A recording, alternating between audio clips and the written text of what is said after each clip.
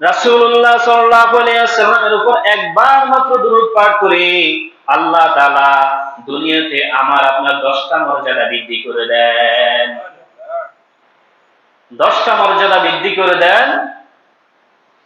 এই কথা হয়তো আমরা নাও বুঝতে পারি।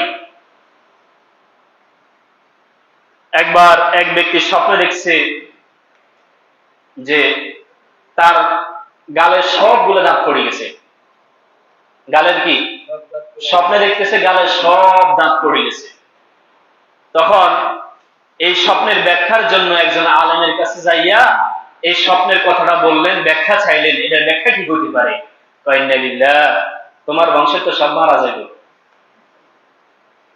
বেচারা খুব হতাশ হইয়া গেল, চিন্তিত হইয়া গেল, মনোপুত হলো না। স্বপ্নের ব্যাখ্যাটা কি হলো না? মন মতো হলো না। এরপরে আরেকজন স্বপ্নের ব্যাখ্যা দিতে পারে এমন আলেমের কাছে গেলেন।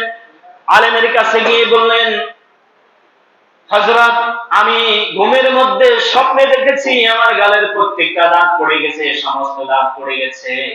এই স্বপ্নের ব্যাখ্যা আপনি আমাকে দিবেন।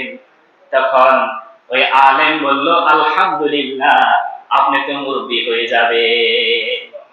তার মানে আপনি এত বেশি হায়াত পাবেন, এত বেশি বয়স আপনি পাবেন, আপনার ফ্যামিলির সবগুলোর মধ্যে আপনি মুরব্বি হবেন। তার মানে সব মরিচ আবু জেহেল কথা কিন্তু একখান, কথা কিন্তু কি একটাই।